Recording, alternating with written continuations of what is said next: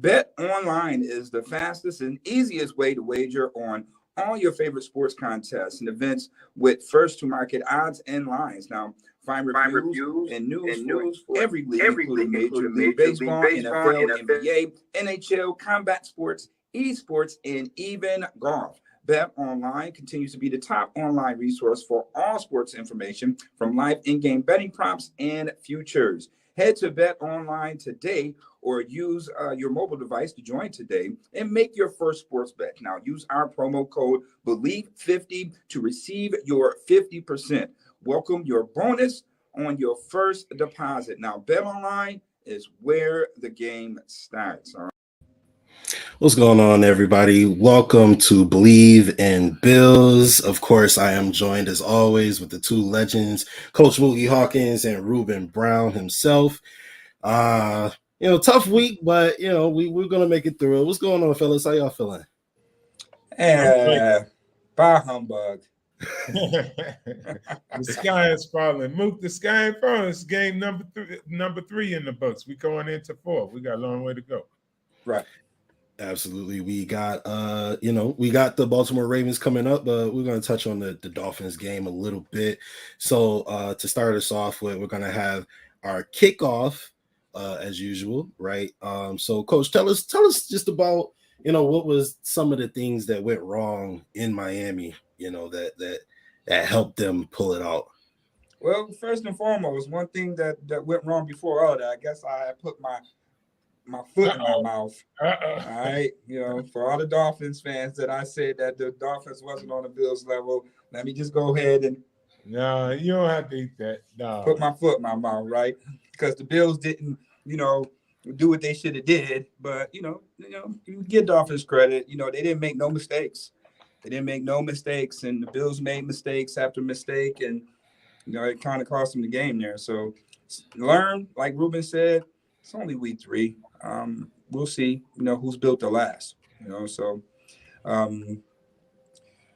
quite the experience. And again, the Bills are last 8 games that was close. They can't win it. And I think now when you really look at it, the Bills in close games don't know when to be aggressive. And that's what I'm figuring out with them. But football is an aggressive sport. I'm glad you said that. Something came up in the game that made me think of that. And even though the Bills look great overall, I got an instance in the game where I think that happened, and it was the tide that started turning things. Right. It's just, what went wrong out there. I mean, but it's no excuse. I mean, these guys are professionals. They just didn't go out there and get the job done. When you look at the stats, it's mind-boggling when you look at the stats. Bills 90 pass plays to the Miami Dolphins 39, over 500 yards in total offense, to 200 for Miami. I mean, the Bills just pretty much doubled everything. Time of possession. I just didn't understand Josh Allen throwing 60 times like we were down 35-14. So it's a lot of things that goes into this loss of the Bills that have you scratching your head. Misfires from Gabe Davis dropping the touchdown pass to missing the field goal, to Josh Allen bobbling the snap before halftime, to kicker field goal, to Matt Milano dropping a pick 6, to just some questionable play calling on that 3rd and 22. I had to ask Coach Frazier. Mook, you calling him out? Oh man, me.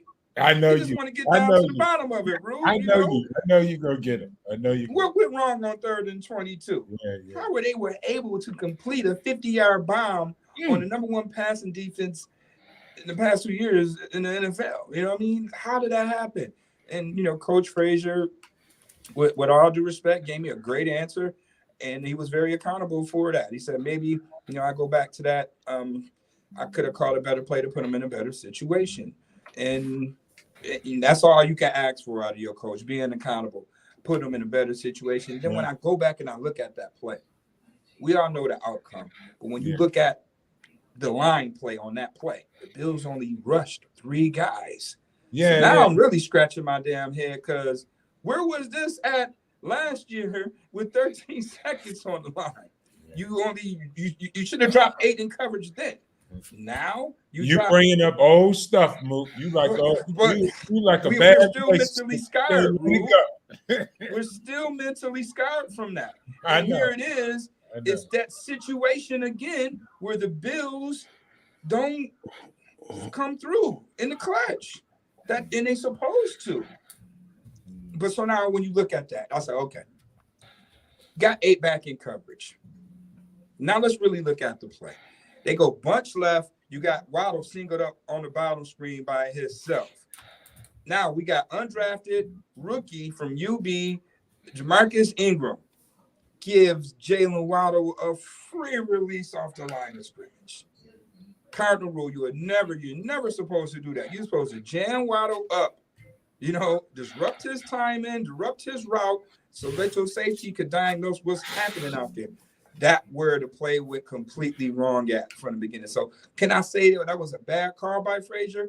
Maybe it was a bad call because you got a lot of – and this is where everybody kept talking about the inexperience of the Bills secondary where Tyreek Hill and Jalen Waddle would have field days on. They didn't have those type of days. They just had 2 plays that cost them the game right there because Tyreek Hill was a no-call, no-show out there. Yeah, Mook, I kick it off with some of the same sentiments, man, but I take it a tad bit different. On this show, when we recorded last week, we talked about what were things that could pop up that the Bills need to worry about, blah, blah, blah, that could cause them the game. Justus, if we go rerun this show, the things that the Bills did that caused them to lose were the exact things I said that was going to cost them the game on Sunday, as good as they are. No team is, what's the word I'm looking for? Impervious. Y'all like that one? That's an SAT one, I think. You going with your Wonderlink verbiage? Yeah. So the way I look at it is what happened to the Bills is what a lesson that they needed to learn. No matter how good they are, these things like penalties, missed field goals from a guy that usually makes a field goal. You know what I mean? He's money usually for that. But you need him every game. You miss one game, you lose to the Dolphins. And then you got to explain, oh, we are really better than them. Well, technically not this week. We have to wait for another week to prove that to everyone that we are better than them. And also to kind of put them in their real perspective. The real perspective of this past game, mainly it was the penalties and the bad plays, because not for that, the Bills came out, opened the drive, went straight down the field, scored, and it seemed like every time they touched the ball, they were about to score, except for a time it came up that was costly for them. All right? So in order to win the Super Bowl, every time you touch that rock, we got to score that thing, and we got to put them in a position where they can't go back and score. Dolphins are a young, fiery team, guys. We got to show them some respect. We can't disrespect them. All right, so you talked about the Dolphins being. You talked about them being the young team that we do have to respect, but what Coach said earlier about the Milano should have been picked, the Davis drop in the end zone, like the Bills were still in this game. So we're going to go ahead and get into the first quarter. The Bills were still in the game throughout the game. And also the defense only letting up 21 points. Are you expecting maybe your offense to get you more than that? I'll start that one. I totally thought, and everybody that predicted or analyzed this game going into it, everyone thought the Bills would easily score as many touchdowns as they needed. No one in their right mind thought that, was 21-19. Yep. I mean, come on, nobody thought that. The bettors in Vegas, nobody predicted that this was an anomaly, but it's definitely a lesson for the Bills to let them know, hey, it's almost like a running back running with the ball. You always got to carry that joker high and tight because Peanut Tillman could sneak up behind and punch that joker out. All right. And everybody will be sick. And that's what I feel like we feel today after the game. We feel like we were running for a touchdown and somebody came and punched it up from behind us and knocked the ball out because, execution in the first half, nothing to sleep on Buffalo Bills. Buffalo Bills definitely make a lot of people nervous, but I think the defense did an all right job against an all right defense. And I wonder how you guys, offense. I wonder how you guys see that matchup because one, I expected more from our defense, but when we did not get more, I was okay because, I didn't see Tyreek Hill having the game that he had the week before. So, I'm kind of trying to figure what does everyone else see? How did everyone else see it? Because I didn't see it as I thought defense was adequate. Coach, what did you think? We lost this game. Self-inflicted from Mhm. coaching to players. We have to be accountable. I mean, when you look at these stats, the Bills defense did what they supposed to do with X amount of starters not playing in this game. They only gave up 212 total yards. Mm-hmm. I mean, they gave up 171 passing. They only gave up 41 on the ground. They only rendered 15 first downs to 31 first downs. Miami punted the ball 5 times. The Bills only punted once. You got to look at that. Bills ran 90 damn plays. Tell me, out of those 90 plays, which one of them was explosive? Not a one. None. All right? Didn't have to be. Not a one. You called 90 plays, and not now one of them was explosive plays. So, again, what are we calling?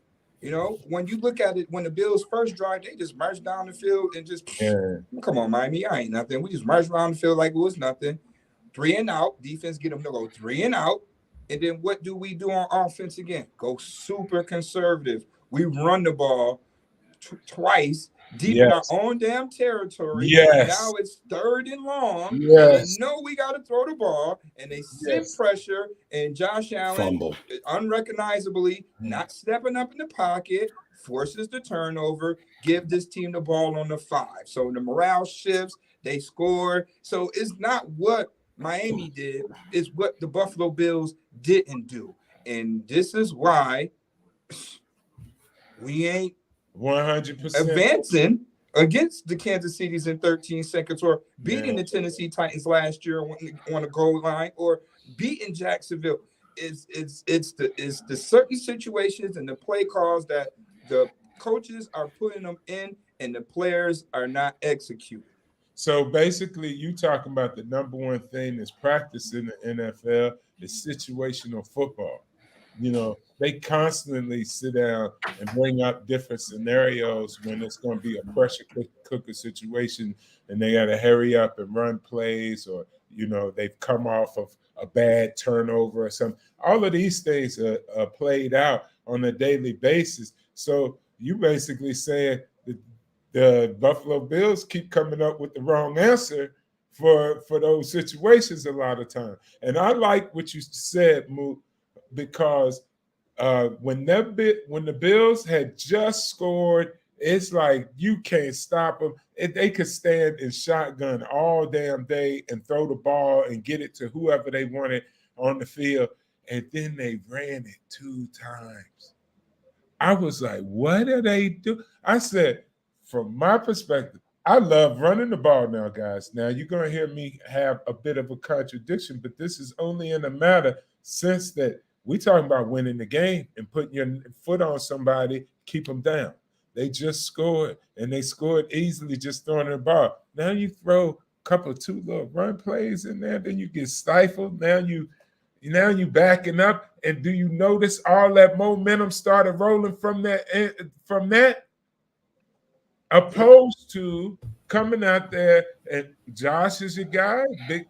Keep firing it, hit 5 different receivers. I mean, you run 90 plays, or wait a minute. The first half, Josh had thrown 30 plus more times, 30 or so passes, right? That was the most he's passed in his career in the first half, and he hit everybody on the goddamn field. You know what I mean? Everybody on the field. And he is smoking that hot. You're going to tell Dwight Gooden to take off the fastball and I want you to throw a knuckleball? Come on, man. Mook, all your things to start after 3 games, after a season or 2, they're starting to be a telltale. Mm-hmm. If you can make a prediction that I'm thinking that the Bills staff is overlooking is these high pressure situations that they seem to fumble, Situational football has definitely seemed to plague the Bills over the last couple of years. Yeah. Although with a new offensive coordinator, you would hope that, those things would be remedied.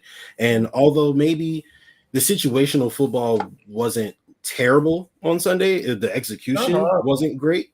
But, there was a situation that happened and everybody kind of went up in arms about it.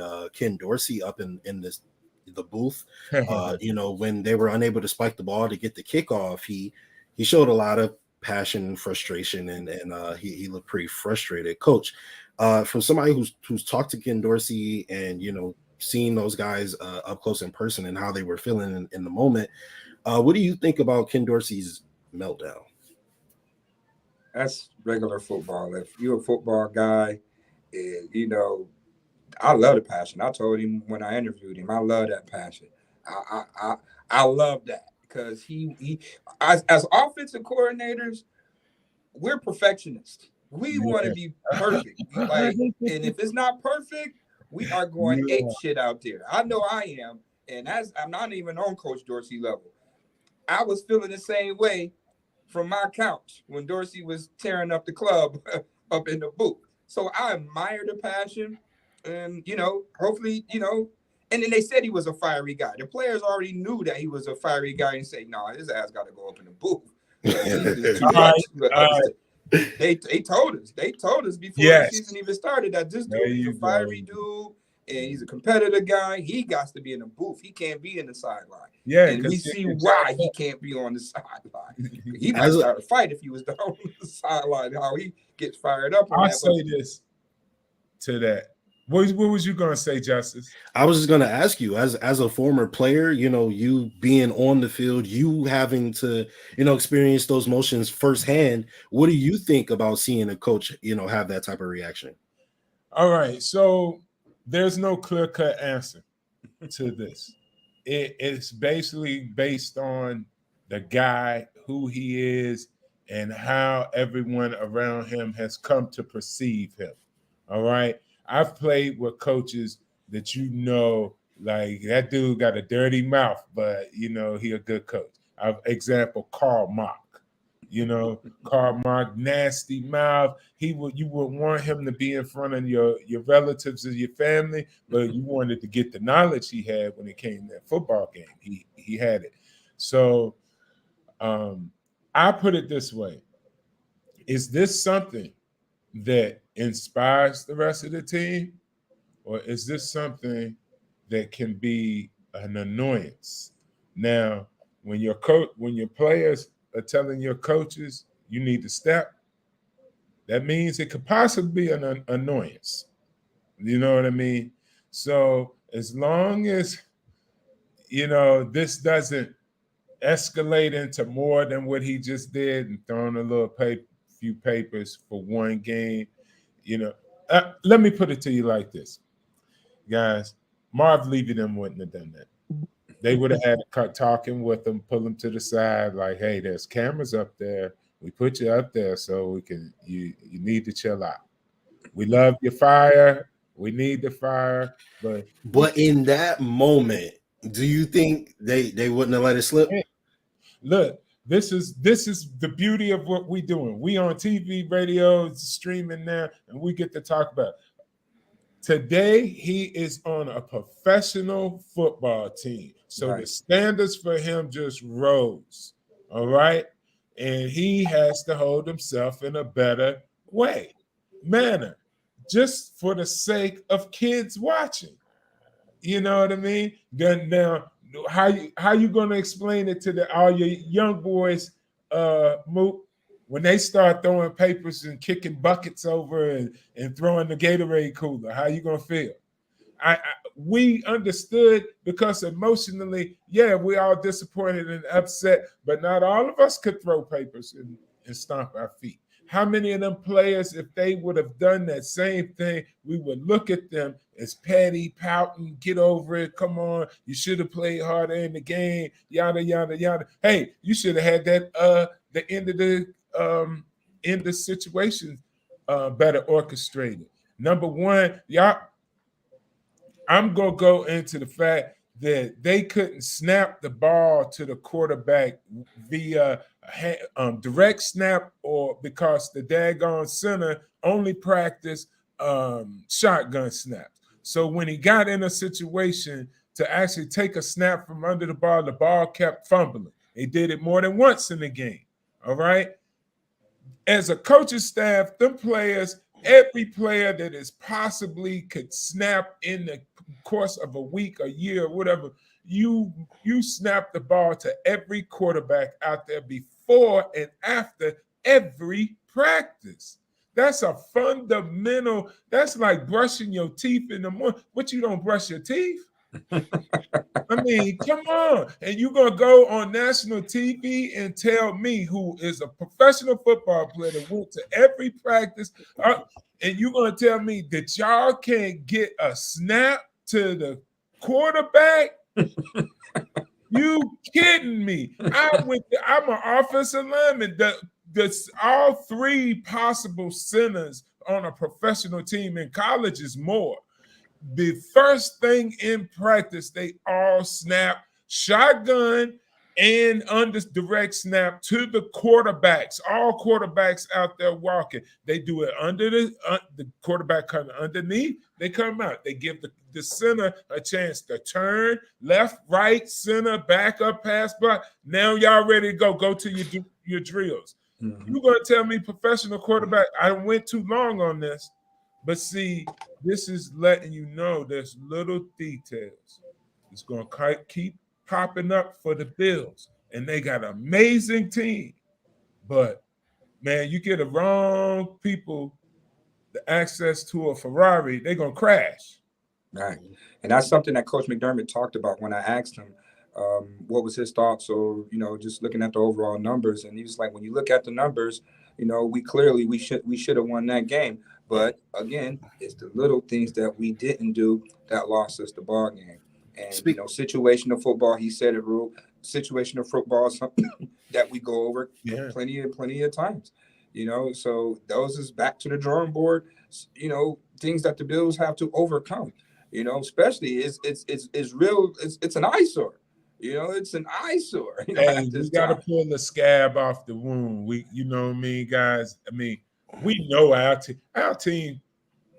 I'm saying to the Buffalo Bills team, if all y'all listening, y'all asses better be in the damn Super Bowl. All right, clean up all this damn mess. This rinky-dink little stuff. I mean, it's really rinky-dink for a team to be so good.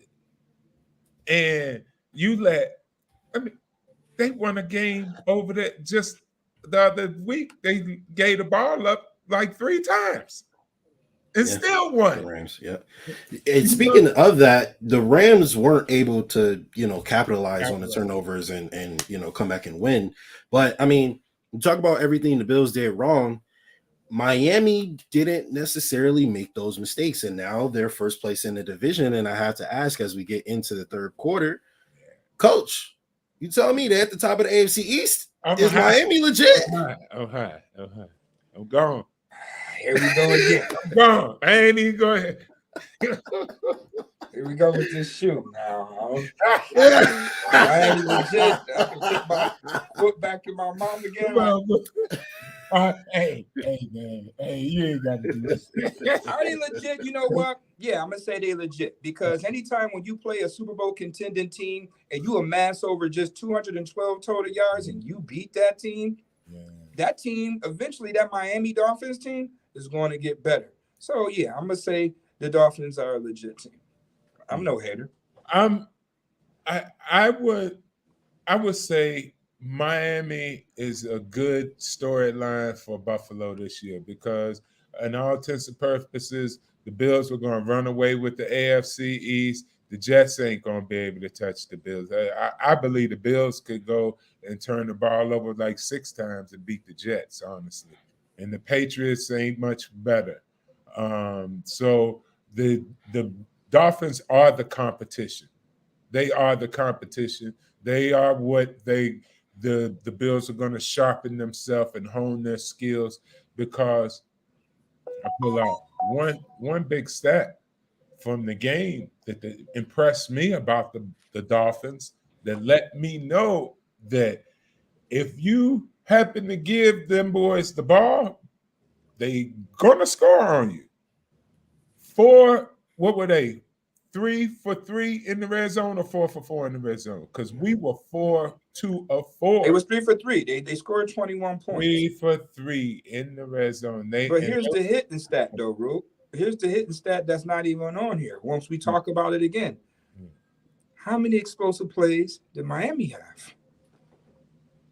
But Mo, they only had 2 good drives. How many? But they had explosive plays, though. That they had explosive plays. Oh, they didn't have it. They got their explosive plays over on the when they were put in the position where they had short field advantage. That's where the explosive play came, and then it was not really. They didn't need to look for explosive play.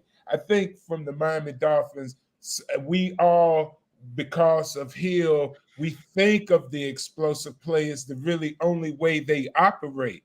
But where in reality, they're going to be opportunistic, So you get them in the red zone. How far does Tyreek Hill them and Waddle them got to run? They don't have to run a deep route. You're in the red zone. Get open and bam, you fall down in the red zone, or you do a little quick handoff up the gut. And you're right there. So the other opportunities actually made it easy on the Miami offense to not have to really rely on their weapons.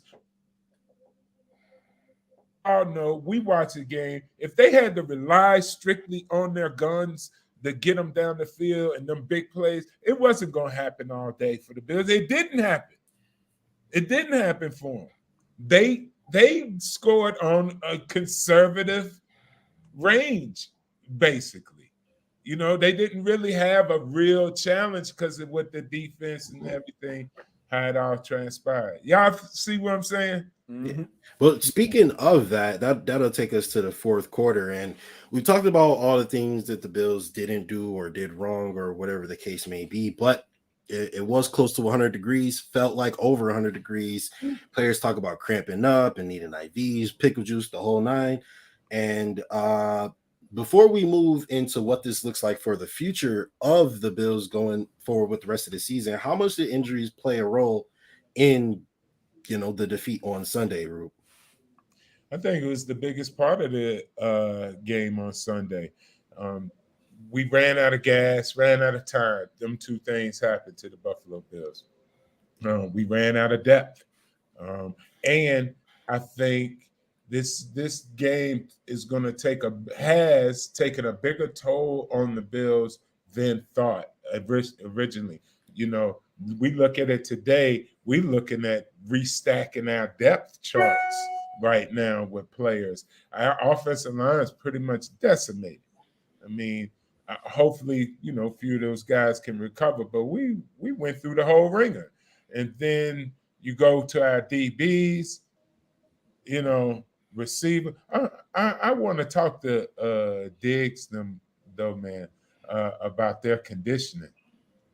The Dolphins defense was out there for that amount of plays too, guys.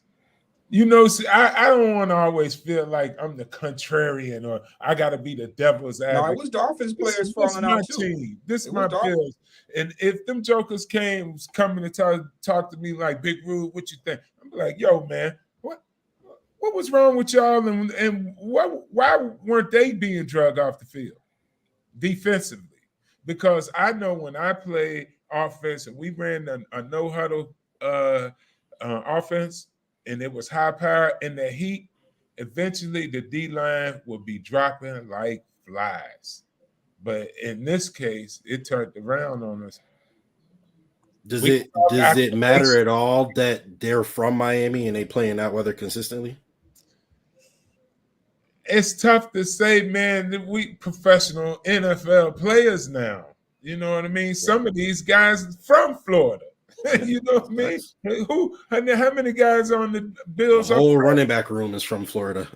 Yeah. So, I mean, come on, guys. Isaiah McKenzie said, man, and I'm born and raised right here in South Florida. I guess I'm more used to being in Buffalo now. And that ain't it. I'm just saying. I mean, but you got to look at it, though. The Bills defense, they only was out there for 39 plays. Short period. They weren't out there, but the Miami Dolphins defense was out there for but the Bills, but their defense was out there for 90 plays. The Bills offense also put up 400 yards of total offense. So it wasn't like they wasn't, going out there playing well. They just couldn't capitalize. It was like the battle where we kept throwing our men overboard, and now only person left standing is poor Josh.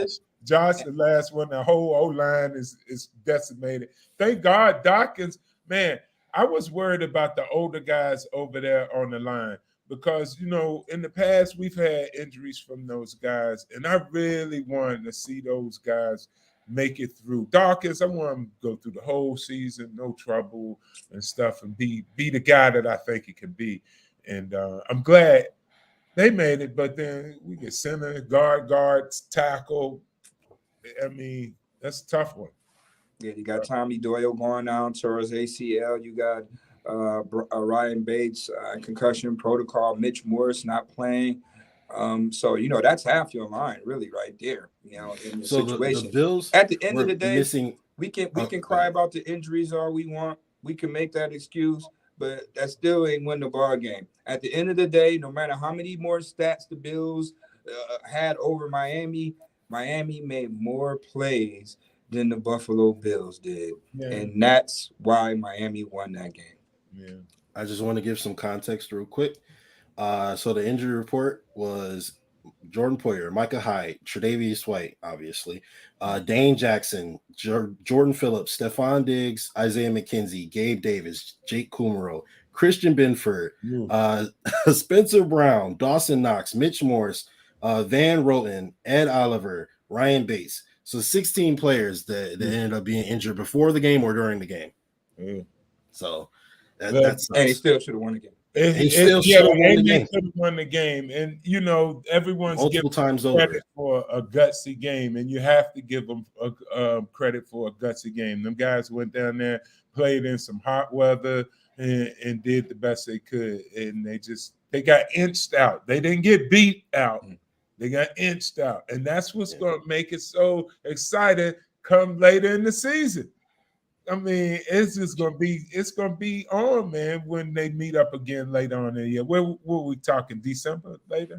I cannot wait for that. That's going to be our play in our house. Come on, ain't going to be no torpedoes on their sideline either, because whoever made that damn stadium out there in Miami did exactly how to make that damn stadium. Exactly. Where side is shaded. Oh, yeah. Side is hot as ever. For sure. They did the math on that. They definitely did. When they were talking about it on the broadcast.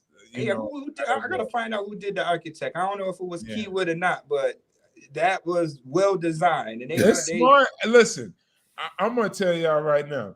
in Buffalo, I would make us play on ice and snow. You know what I mean? And everybody ever talk about putting a dome on the stadium, kill it.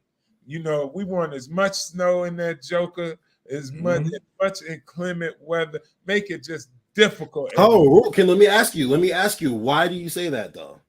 Because I think it breaks guys down over the You long think it gives haul. Buffalo an advantage? Yeah, it definitely gives you So that. how come the Heat doesn't give Miami an advantage? Well, because everyone starts off in the heat. That's true. Everyone That starts is true. the season in the heat, Yeah. generally. Now, everyone doesn't get. Now, if you want to talk real heat when it's preparing for football, go to Louisiana. All right, Mississippi, It's hot Louisiana. down there. Yeah. Woo-hoo. All right. So everybody else, y'all just hot. But Okay. what was the hottest game you ever played at in Miami? As you know, they were saying that it was over Jacksonville. 100 degrees on the field at 1 o'clock. Now, mind you, they playing at 1 o'clock. They ain't That's playing a at dumb 4. They move. ain't playing at They night. know they can change all of that. NFL has the ability to change all that, and they know that everybody needs to change time wise. Even though I love 1 o'clock games as a player, the hottest game I played in, guys, was Jacksonville. Jacksonville, Greg Williams first year, Drew Bledsoe year. Remember? Mm-hmm. We went down there. We smoked them out, but it was hot. And they were tired. They were the ones tired in the game. I remember, I distinctly remember because they had big what's the big D tackles? Not Stroud. We had Stroud. Marcus Stroud. No, we had Stroud that What year. was the other one? Henderson and Stroud. Yeah, Henderson and Stroud. Gerald Henderson. Oh, yeah, Monsters. just imagine. I was that's shocked where that you y'all gotta was able that y'all money. y'all handled them how y'all handled them too. By the way. We locked them down, but I'm telling you, man, just imagine that's the way you gotta go make your money. You gotta go out there and face two monsters. You know, I gotta stop these two monsters that can eat you alive. And I'm telling you, it was hot, hotter than hot. But you know, we got on them and stayed on them. They ended up wearing down. And I think that's due to preparation throughout the course of camp. A lot of times you overwork guys during camp, you get into that first 2 games, your legs go melt. You might get a quarter, but you can't get 4 quarters. It's depending on how you train them, and then once you get into the season and all of that stuff. So you know, but we were talking about injuries. The heat, that's an injury. You know, heat sickness is an injury, and fatigue. Spencer Brown went out with heat illness.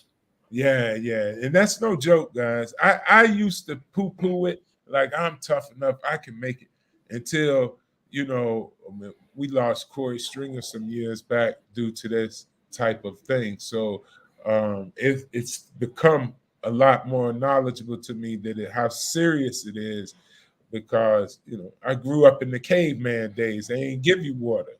You know what I mean? Real. You ain't did that. What you want water for? You was weak if you had to go through water in the heat. It'd be hot as hell out there, and they'd be like, "Water, you don't get water till you're done." Like, damn. All right, guys.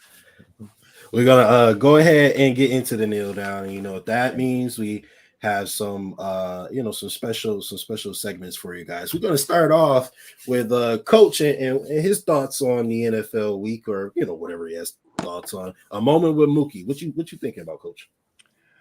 My moment is it's a lot of parity in the NFL. A lot of surprises. The Bills went down, Kansas City went down, the Chargers got their ass kicked. So it's a lot of parity. I'm surprised by these damn Philadelphia. Well, you know what? I'm not surprised by Philadelphia. I am not surprised by Philadelphia. Let me say that again. I had the opportunity at the combine to watch Jalen Hurts throw. And I thought, other than Herbert, he was the second best quarterback at the combine. And right now, Jalen Hurts is proving that. You know, he gave him the opportunity. Should have got drafted in the first round. He didn't. He fell in the Phillies' lap. And now look at it. Now everybody's trying to get that mobile, accurate quarterback. Jalen Hurts, he's definitely balling. MVP candidate. Lamar Jackson, the guy that we're going to have to face this week, is on a whole nother level right now. So, you know, that's just my moment of it. It's a lot of parody, and you know, this thing ain't really gonna sort this thing out, or really start to separate. I think to like week 6, you know, we really gonna, you know, tell the tape on who's contending or who's pretending. But my biggest moment, injury, non-injury. Tua smacks his head on the ground. He gets up, shakes his head, do the stanky leg in front of and they're gonna say it was a back problem. Not the sticky leg. Really? A back problem. Smell funny? Yeah, it smells definitely funny because the way Bridgewater came out there in that series, they was like, oh, hell no, we cannot. Man. Please say you all right. Just say you all right. Yeah, you all right. We're gonna put you back out there. We don't care what the doctor said. As long as you say you all right, you're good to go. It was your back, won't it? It was your back, won't it? Yeah, that's right. It was your back. It's your back because you can't detect the back injury. Yeah. You know what I mean? So I give the Dolphins head coach credit. He's a smart joker. That's why he went to that Ivy League school. I tell you that. NFL's investigating it, but it don't matter anyway. I mean, hey, he was out there. He executed that 3rd and 22 like he ain't had no concussion. So yeah, he came back. You know, so that's just my take on that. But I'm good to see some parity in NFL, and I'm excited for the season. All right, next up we got the legendary Hall of Fame candidate Ruben's rundown with Ruben Brown. What you thinking about, Ruben? Well, you know, what I'm thinking about is that the Bills going to find themselves in a learning process. They're going to have to learn how to win without all of their pieces sometimes. And that is what's going to make them a championship team. Aside from correcting up the situational football mistakes that keep cropping up on their ass, but generally, they're going to have to figure out how to win games when they don't have their projected like year starting roster. You know, hey, Vaughn, everybody's healthy roster. You know what I mean? And because, guys, we know the game is played, we got 17 regular season games, a lot of ups and downs. A guy could pull a hamstring a week. A guy could do whatever, miss 2 games, 3 games, whatever. And you're going to have to interchange parts. And we need to know that they can interchange the parts and still keep winning, you know, and it doesn't have to be I know as a fan this year, the hype is we're expecting all blowouts, but I just prefer just winning, you know. And if they got to put the long snapper at center and come up with a scheme to win, just win. And you might, it got close to that, you know. So that's what I want to run down. Like, the Bills have to learn how to win without all of their pieces, or when things aren't going ideally perfectly well. And that is going to make them probably more formidable than when they are healthy and they could just walk down the field and do it. You know what I mean? So I look at this adversity that they're facing with injuries right now as really an opportunity for them to grow and become a more dominant team, you know, because these young guys are going to get that experience. A few guys are going to get healthy and come back, and all of that's going to mesh and make this the best team in the NFL, which everybody knows they are. It's just they got to put it together and make it happen. And that's my rundown. I'll sneak one little thing in there because Muki and I were talking about how they came out and ran them 2 run plays, and then instead of passing, and I'm talking to a few people that's like, I think, Rube, that's the first time I ever heard you say not to run the ball. And I was like, well, when you got the steam rolling, man, you got to keep that joker, keep it hot, you know. And I think that series of plays really threw a douse the water on the Bills, and from that point on, they never seemed the same. So they didn't recover. Now, if you go down there on that second possession Oh, and yeah. do it, and just, man, like you said, Rube, just Like go he on there. You did can't stop the before. pass. Yeah. Man, go get another score. Now it's 14 to Yeah. zip.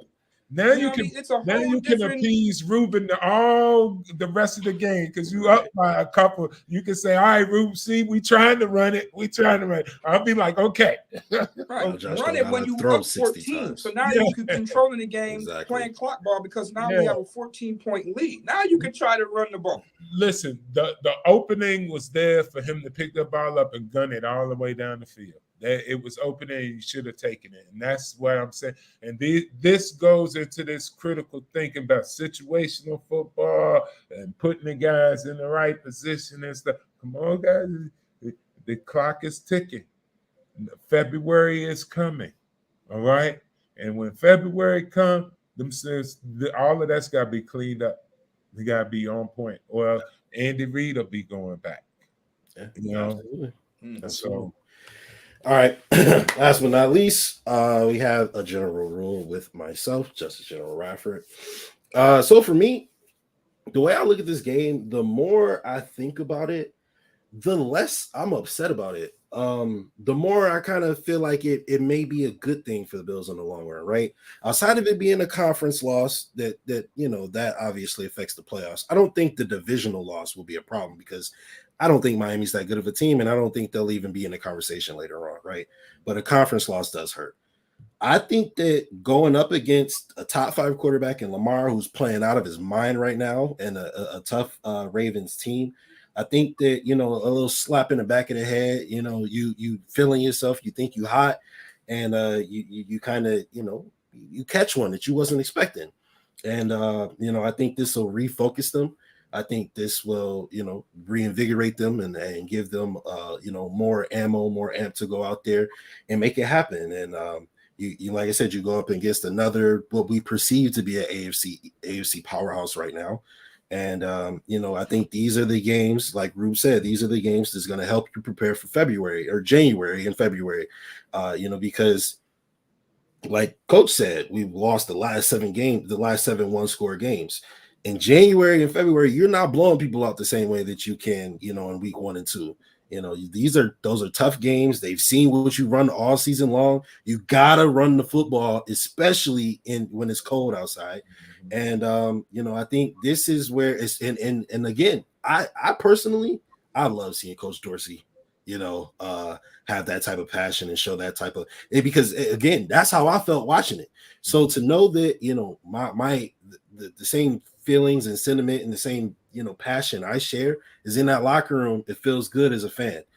So I think this is where they have the ability to kind of play the underdog role, not necessarily the underdog role, but like the role where like people are counting you out and stuff, even though they're probably not, but you could pretend and put it in your head and have that little chip on your shoulder. So the more I think about it, the more I am less bothered by this loss. And I know it'll feel good to watch the Bills stomp the Dolphins in December. So I'm excited about that. There you go. All right, fellas. We got anything else before we head up out of here? No, well, Coach McDermott always preaching about finding a way. So, again, the Bills need to find a way. It's another teaching moment for these guys, and I'm glad that it's happening early. So it's another way to keep them humbled and hungry. Another thing that Coach McDermott always preaches. So no less that this is going to. I'm kind of glad they took this loss because this is going to add fuel to the fire and keep them on their P's and Q's going up against Baltimore because they know now this is a team you have to perform for in order to win, in order to stay atop of the AFC. So look forward to the Bills playing much better. Look forward to hopefully getting Jordan Phillips back because if Jordan Phillips would have played, it would have been a whole totally different ball game. Even though missing was so apparent, like I never thought it would be that obvious to see a D tackle gone. It was that was huge. And the Bills only still gave up 40 yards on the ground, but just his presence alone, pushing the pocket, getting after Tua by himself is, his presence definitely was missed out there. Look for Poyer and those guys to be out there as well. The Bills brought in, Xavier Rhodes for a workout. Maybe they probably be signing him later on this week because Benford's going to be out. So Kyer Elam who played well this week, is definitely going to be starting from here on in. And I think it's going to be a good matchup against Baltimore. We'll have a few bit more of the Yeah. guys. Hey, so Mo, you go to the stadium each day for the reporters. You talk to the players and shit. Mm-hmm. You do. Tell the kicker get back on the street, man. Right. Tell him get back on it. I'm gonna tell Bassy that, man. Thing. Get back Tell in your him I said bag. get back on that damn streak. Also, Absolutely. one last thing before we go. The Hey, Buffalo Bills, the Bills the Buffalo still fun in Bills, Miami, man. real quick. The Buffalo Bills signed guard / tackle Justin Murray today. Oh yeah. So that is more depth on the offensive More line. depth Yeah, on that's the- for Tommy Doyle because he tore the AC. He's out for the season, so they had to replace him with a guy. So from out of Arizona, played college ball at Cincinnati, 6'5", 315 pounds. He's another interchangeable player. He can play guard and tackle. So Bills love that player flexibility. Now, you gotta play multiple positions. All good, fellas. That's what's up. All right, now Bet even though online is the fastest and easiest way to wager on all your favorite sports contests and events with first to market odds and lines. Now, find reviews and news for every league, including Major League Baseball, NFL, NBA, NHL, combat sports, esports, and even golf. Bet Online continues to be the top online resource for all sports information from live in-game betting props and futures. Head to Bet Online today or use your mobile device to join today and make your first sports bet. Now, use our promo code BLEAV50 to receive your 50%. Welcome your bonus on your first deposit. Now, Bet Online is where the game starts. All right, everybody. See you guys later. Go Bills. Go Bills. Put your weight on it.